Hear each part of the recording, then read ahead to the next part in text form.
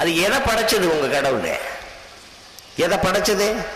கொந்தளிக்கிற கடலை கட்டுப்படுத்தினார் ஜீசஸ்.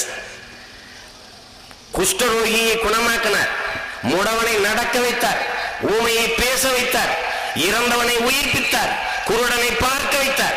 இவ்வளவு பேராற்றல் கொண்ட இந்த பெருமகன் பூமியில படைச்சது என்ன? என் அருமை சொந்தங்களே, என்ன படைச்சான்?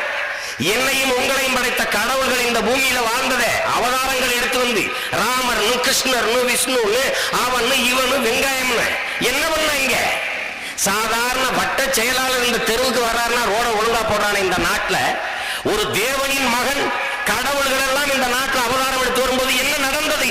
இந்த பூமி சொர்க்கமா இருக்க வேண்டாமா? அற்புதங்கள் நிகழ்ந்திருக்க வேண்டாமா? என்ன நடந்திருக்குது? இங்க என்ன நடந்தது? இந்த இந்த கடவுளர்கள் ஒண்ணு செஞ்சு வச்சதா? ஒண்ணு சொல்லுங்க பாப்போம். என்ன படைச்சது? அது திங்கிற கொழுக்கட்டையாவது படைச்சதா? அதுக்கு படைக்கிற நம்ம கொழுக்கட்டையாவது படைச்சதா? என்ன படைச்சது? ஒன்னு ஒரு கர்மத்தையும் படைக்கல. ஆனால் கேவலம் இந்த மனிதன் எதையுமே படைக்காத கல்லை இவன் படைச்சு வச்சுட்டு அந்த கல்லு தன்னை படைச்சதா நம்பிக்கிட்டு இருக்கிறதா மூடப்பணம். இயேசுநாதர் லட்சம் பிரசங்கம் மலை மேல நின்று பேசுகிறார். மக்களே, முன்னாடி இருக்கிறவனுக்கு கேட்காது. அது படைத்த கடவுள் தேவனின் மகன், அவருக்கு தெரிஞ்சிருக்கணுமா இல்லையா? அந்த ஒளி வாங்கிய படைச்சிருக்கணும்ல. தீப்பந்தத்தை ஏற்றி வச்சுதான் பிரச்சாரம் பண்ணாரு, பிரசங்கம் செஞ்சாரு. தான் பேசுவது தன்னோட முகம் மற்றவர்களுக்கு தெரியணும்னு இந்த விளக்கை, மின்சாரத்தையும் விளக்கையும் படைச்சிருக்கணும்ல. இன்னைக்கு உலகம் பூரா இருக்கிற கோயில்கள், பள்ளிவாசல்கள், தேவாலயங்கள் அத்தனையும் விளக்கேற்றி வச்ச படைப்பாளி கடவுள் தாமஸ் ஆல்வா எடிசன்ங்கிறத நம்ம எப்படி மறக்க முடியும்? அப்ப யாரு கடவுள்? எல்லா கடவுள்களுக்கு முன்னாடியும் விளக்கு போட்டவன், இருட்டில் இருந்த கடவுள்களுக்கு வெளிச்சத்தை காட்டின கடவுள் தாமஸ் ஆல்வா எடிசன். எங்க அண்ணன் கூட சொன்னாங்க, ரவிவர்மன்கிற ஒரு ஓவியம் வர்றதுக்கு முன்னாடி பூரா சாமி நிர்வாணமா தான் இருந்தது. அதை சொல்றதுக்கு எங்க அண்ணன் கூச்சப்பட்டாங்க. அவன் பாவம் பார்த்து உடைய போட்டு விட்டான். அதனால இப்ப நவீனத்துல ஜாக்கெட்டு, ரவுக்க, இந்த இதெல்லாம் உடையெல்லாம் அந்த சாமியை போட்டிருக்கோம். இவன் நம்மால் இப்ப ஒரு 2-3 நூற்றாண்டுகளுக்கு முன்னாடி வாழ்ந்ததுனால அந்த கலாச்சாரத்தில் வரைஞ்சு விட்டான். அதை நீங்க கவனிச்சுக்கிறீங்க. நீங்க இப்ப எதை படைச்சது? இயேசுநாதர் சொல்றாங்க, அவர் இன்னைக்கு உலகம் முழுமைக்கு இருக்கிற பெரிய மதமா இருக்குது. புத்தன் ஒரு பக்கம் இருக்கிறேன், புத்த மதம். ஆசையே அழிவிற்கு காரணம்னா, ஆசையே அழிவிற்கு காரணம் மண் ஆசை, பொன்னாசை, மக்கள் ஆசை எல்லாம் துறந்துருன்றான். உருவ வழிபாடு கூடாதுன்றான். உருவ வழிபாடு கூடாதுன்னு சொன்ன புத்தன் இன்னைக்கு தங்கத்துல சிலையா இருக்கான். அதுவும் படுத்துக்கிட்டு கிடக்கிறான். அவனை உலகம் பூரா வச்சு கும்பிடுறான். உயரம் எவ்வளவு தெரியுமில்ல? 1500 அடிக்கு ஆப்கானிஸ்தான்ல சிலை.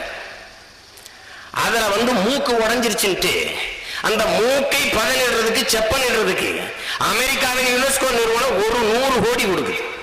எது? உடஞ்ச மூக்கை சரி செய்ய. ஆப்கானிஸ்தான்ல கடும் பஞ்சம், வறுமை பிரச்சனை.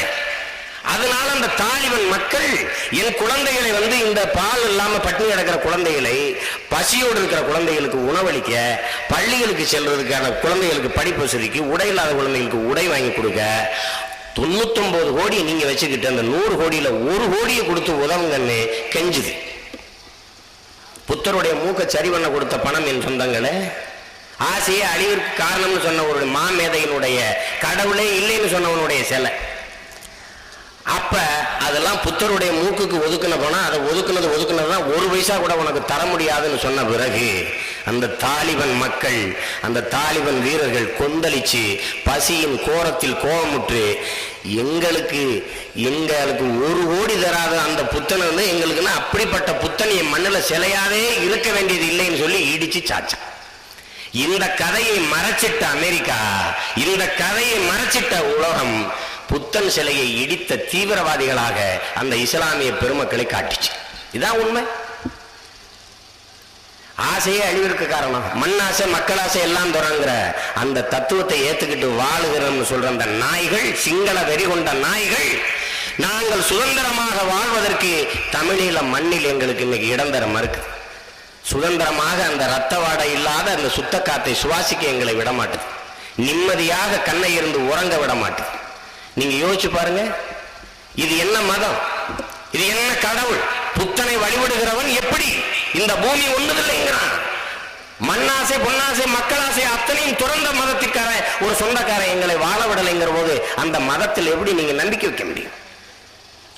அந்த புத்தனை வணங்குறவன் மேல நீங்க எப்படி மரியாதை வைக்க முடியும்? இயேசுநாதர் அன்பே, இயேசுநாதர் தன்னை போல் பிறரையும் நேசிப்பாயாக ஆமென்னு சொன்னார். அதே அனுதினமும் நீங்க தான் ஒரு நாட்டிலிருந்து இன்னொரு நாட்டு மேல சண்டை போடுறீங்க, ஒருத்தன் இங்க இது பண்றீங்க, ஒருத்தன் வெட்டிக்கிட்டு சாகுறீங்க. அது பொறுக்க முடியாம தான் எல்லா கிளையில எந்த கிளையில கீறினாலும் பால் வடிகிற ரப்பர் மரம் மாதிரி இந்த சமுதாயம் எங்க காயம்பட்டாலும் நாங்க அழுகிறோம். அதை நீங்க தெரிஞ்சுக்கிறோம். மூட பழக்கம்ங்கிறது எதில் விட்டு எப்படி இதெல்லாம் சகிச்சுக்கிட்டு இருக்கிறது? இவன் படைச்ச இவன் விளைய வச்சு செஞ்ச பருத்தியில செஞ்ச நூல் காசி கயிறு, அதை கயிறுக்கு பேர காசி கயிறு. ஒரு கருப்பு கயிறை கையில கட்டினா நல்லது நடந்துரும் நம்புற மனிதனை என்ன பண்ணுவீங்க? யானை வால்ல முடிய பிடுங்கி மோதிரம் செஞ்சு போட்டா இவன் நல்லது நடந்துரும், இவனுக்கு எல்லாம் நடந்துரும்னா வாழ அவ்வளவு மயிரை வச்சுக்கிட்டு இருக்கிற யானை எதுக்குடா தெருவில் இறங்கி பிச்சை எடுக்குதுங்கிறாங்க. யோசிக்க வேணாம? கரடி முடி ராஜாராம் மோகன் ராய் அவர் நண்பரும் நடந்து போயிட்டு இருந்திருக்காங்க. அப்ப கரடியை வச்சு ஒருத்தர் வித்தா காட்டிக்கிட்டு இருந்திருக்கான். அப்ப அந்த கரடி முடியை